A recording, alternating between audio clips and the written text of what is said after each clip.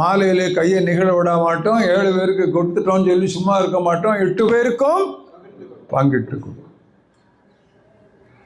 எல்லாம் வசனங்கள். வசனங்கள் தானே நம்மளுக்கு ஜீவன். நம்ம ரத்தத்தில் ஓடுற, நம்முடைய நாளங்களில், ரத்த நாளங்களில் ஓடுவதே இந்த திருவசனம் என்னும் ரத்தம் தானே. அதுதானே அந்த ஒவ்வொரு வசனத்தினாலும் வார்த்தையினாலும் பிழைப்பான்னாரு. நம்ம பிழைப்போ அதானே. அதனால தான் அந்த எபிரேய நிர்வாகியவன் தன்னுடைய 12வது அத்தியாயத்திற்கு வரும்போது சொல்லுகிறார்.